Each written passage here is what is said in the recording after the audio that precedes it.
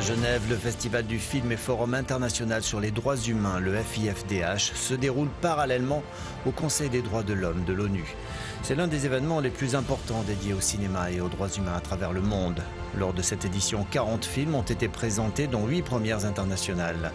Isabelle Gattiker est la directrice générale du FIFDH. On a eu un succès extraordinaire cette année, une ambiance électrique et je crois que de plus en plus les gens ont besoin, ont envie de voir qu'on leur raconte des histoires, ont envie de parler après les histoires, de dialoguer, de débattre, de trouver des solutions et de se rassembler autour des droits humains. Le Grand Prix de Genève. Dans la section documentaire de création, le Grand Prix de Genève a été remis à On the Bright Side d'Antonio Aguilera, Gabriela Del Grande et Jales Saliman Al-Nassiri. Ce documentaire, né grâce à du crowdfunding, suit des réfugiés palestiniens et syriens entrés en Italie par Lampedusa. Un poète palestinien et un journaliste italien décident de les aider dans leur voyage jusqu'en Suède en organisant un faux mariage.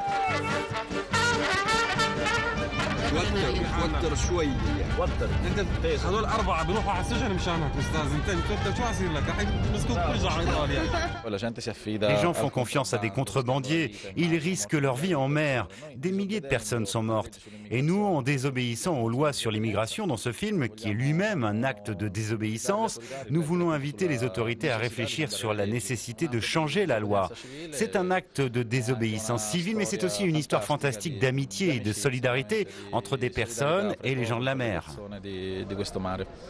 Le lauréat cette année, c'est pour le film Spartacus et Cassandra. Le prix Gilda Vieira de Mello en hommage à son fils Sergio Vieira de Mello a été décerné au film Spartacus et Cassandra. Nous avons évoqué dans notre émission Cinéma Box le sort de ces deux enfants roms ballottés entre deux vies, entre l'accueil d'une jeune femme qui a monté un cirque et le quotidien de leurs parents qui vivent dans la rue. Vous n'avez pas vos papiers, vous? Je peux pas sortir. Pour l'instant, vous restez ici. On dit que vous vivez là, que vos parents ils travaillent et qu'en ce moment ils sont pas là, ils sont à Paris. Ça m'a déjà en famille. Mais papa, T'inquiète pas.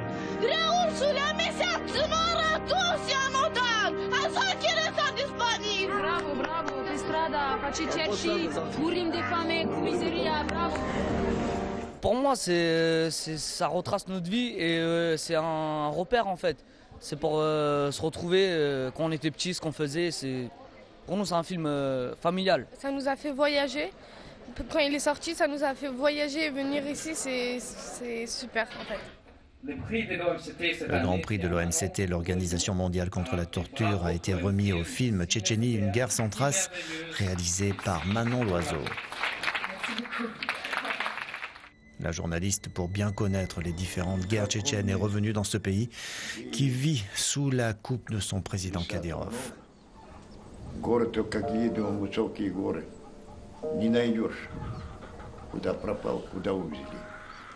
Ищу мужа и сына. Забрали военные. В 95 году, 3 января.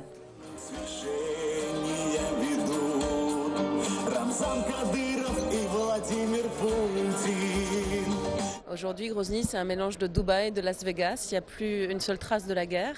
C'est pas très facile pour faire un film documentaire. On a mis 10 ou 12 voyages pour le faire. C'est toutes les personnes qui nous parlent risquent. Plus personne n'ose parler. C'est vraiment une véritable dictature, donc où pas un mot ne dépasse. Donc toutes les personnes qui témoignent dans ce film ont un courage immense. Et enfin, dans la section fiction et droits humains, le film australien Charlie's Country a eu le Grand Prix. 8 ans après Ten Canoes, Rolf de Heer et son acteur fétiche David Gulpilil se sont lancés dans une nouvelle aventure cinématographique sur les peuples aborigènes. Le Festival du film et Forum international sur les droits humains montre d'une façon impressionnante que les films documentaires jouent un rôle social important, un rôle politique pour aborder ces thèmes en public qui reflètent les côtés les plus obscurs de notre monde.